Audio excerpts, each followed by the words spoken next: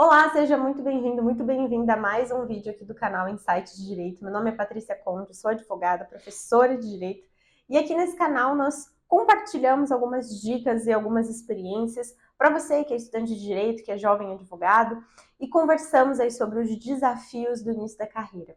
E o vídeo de hoje, na verdade, ele é um vídeo um pouco diferente, porque ele é mais um bate-papo e um compartilhamento de experiências e de aprendizado, mas que eu acredito que possam fazer a diferença na sua vida. Espero que sim. Quando a gente se forma, é normal a gente se questionar, e agora? O que eu faço? Por onde eu começo? Muitas vezes a gente se sente meio perdido, ou a gente se sente até um pouco acuado diante de outros advogados mais velhos, mais experientes, ou perante os clientes, e aí a gente se questiona, como que eu faço? Como que eu lido com tudo isso? É esse o tema do vídeo de hoje. Então, se você se sente assim, ou se você tem interesse de saber mais sobre isso, fica aqui com a gente nesse vídeo e roda a vinheta. Vamos falar bem a verdade. Na faculdade, a gente não aprende exatamente a advogar. É claro que nós aprendemos sobre os mais variados temas de direito, aprendemos sobre processo civil, aprendemos a peticionar, aprendemos a elaborar contratos, mas a gente não aprende como viver a advocacia enquanto uma empresa, enquanto uma atividade profissional efetivamente. Então, quando a gente se forma, a gente tem dificuldades com relação à conquista de clientes, a definir um nicho que a gente quer atuar, a pensar em como que nós vamos desenvolver a nossa profissão. Isso é natural. Eu confesso para vocês que quando eu comecei a advogar, eu tinha até vergonha de entregar os meus cartões de visita. Eu criei uma logo, fiz cartões de visitas e falei, pronto, agora eu vou começar a advogar. Mas e aí? Né? E todo o resto? Eu fiquei um tempo tentando ali conversar, produzir um pouco de conteúdo, enfim, e as coisas não andavam muito. E aí a gente acaba naturalmente pensando, bom, talvez se eu abrir um escritório, aí as coisas fluem. Eu sou advogado, preciso ter um escritório, preciso abrir um escritório. E aí eu, recém-formada, comecei a procurar salas comerciais ali aqui na cidade para tentar alugar e começar, enfim, abrir o meu escritório, com essa ideia de que abrir um escritório é apenas o escritório físico. Sorte minha que meus pais não deixaram que isso acontecesse. Eles disseram, você é louca? Não é possível, não dá, a gente não tem como pagar um aluguel para você, você acabou de se formar, você ainda não tem renda, a gente não consegue também manter isso, enfim. Não, você não vai abrir. Eu falei, bom, fazer o quê? E fui tentando ali de outros modos, depois me tornei associada de um outro escritório, enfim. Mas qual que é o ponto que eu quero trazer aqui? A gente fica com essa ideia de que eu só tenho um escritório aberto, eu só sei advogar, eu só consigo advogar se eu vou lá e eu abro um espaço físico. E sim, né? Isso muitas vezes é importante, mas não necessariamente num primeiro momento. Mas na verdade, o início da advocacia ele é muito mais complexo do que isso. É muito mais complexo do que definir se eu vou abrir um escritório físico ou não, se eu vou ter um CNPJ ou não. A gente realmente não sabe por onde começar. E aí, no vídeo de hoje, eu quero começar trazendo para você uma reflexão. E eu vou trazer uma passagem bíblica. Independente do que você acredita ou não, de qual seja a sua religião, se por um acaso você não crê naquilo que está na Bíblia, enfim, entenda isso como uma história importante.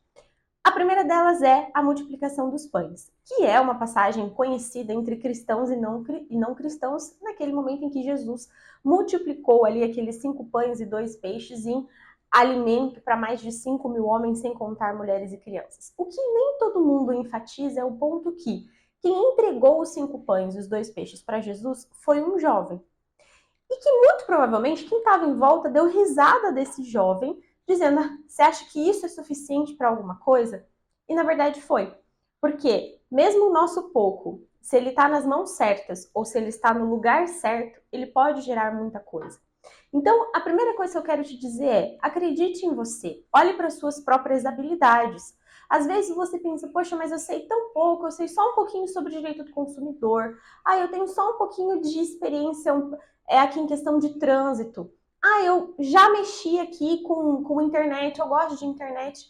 Poxa, às vezes está justamente aí a sua habilidade. Às vezes esse pouco, essa coisa que você tem que é um pouquinho diferente, que você acha que não é nada demais, às vezes é justamente aí que está a fonte do que você precisa para encontrar o sucesso, encontrar o caminho para a sua advocacia. E aí você estudando sobre isso, você colocando as suas energias nisso, procurando a orientação das pessoas certas, você encontra o seu caminho e consegue desenvolver a sua profissão com mais tranquilidade e algo que você já gosta.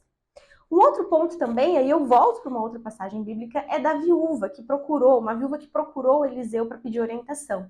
O marido dela havia falecido e tinha deixado dívidas, então os cobradores foram até lá e queriam levar os filhos dela como escravos.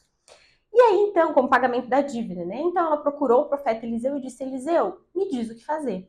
E ele virou para ela e disse: o que você tem em casa? E ela disse: eu só tenho uma jarra de azeite. E aí ele falou: então, pega essa jarra de azeite, procure, vá em busca dos seus vizinhos, peça vasilhas emprestadas e encha as vasilhas com azeite. E aí teve também o fenômeno da multiplicação, né? Ela foi enchendo e o azeite não parou de sair da vasilha da jarra até ela encher todas as vasilhas que ela tinha pego emprestado dos vizinhos. E aí com isso ela pagou a dívida e ainda manteve a família por um tempo. O que a gente pode extrair de sabedoria disso? Que muitas vezes aquilo que é o nosso caminho, aquilo que é a solução do nosso problema ou da nossa dúvida no início da carreira, está dentro da nossa própria casa, como era a jarra de azeite, ou está ao nosso redor, como foi o caso dos vizinhos para essa viúva. Então vamos lá. Às vezes você pensa, eu não sei exatamente por onde eu começo a advogar, e a sua família é inteira de dentistas. Você já pensou em desenvolver um produto, em desenvolver um trabalho em que você faz toda uma orientação para dentistas, para clínicas odontológicas? Ou você tem um monte de parente médico? Você não pensou em atuar na defesa de médicos? Ou você olha ao seu redor e você percebe que tem um monte de engenheiro, ou um monte de funcionário público. Eu tenho uma colega que a mãe dela é funcionária pública, os amigos ali, ela cresceu num contexto de funcionários públicos, ela passou ali a ter uma atuação voltada para esses profissionais.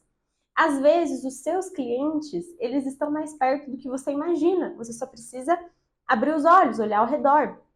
Se sua família já atua no agro, pode ser o direito do agronegócio um bom caminho para você. Então, na verdade, nesse vídeo, eu não vim aqui para te dizer exatamente o que fazer, mas eu vim aqui para abrir os seus olhos, porque é normal que no início da carreira a gente fique um pouco perdido e a gente fique um pouco ansioso para saber logo como que as coisas vão funcionar, para colocá-las em andamento.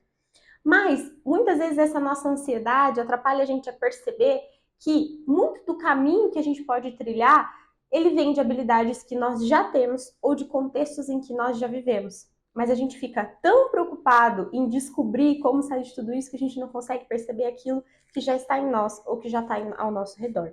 Então, a minha dica para você hoje é, se você está se sentindo um pouco perdido na profissão, tira um tempinho para olhar em volta. Tire um tempinho para refletir sobre suas próprias habilidades, sobre aquilo que você é bom em fazer. Pode ser, por exemplo, que você seja muito bom com a parte comercial e tenha dificuldade para peticionar. Será que você não tem aí perto de você um amigo que é muito bom em peticionar e pode, então, se unir a você para vocês dividirem forças?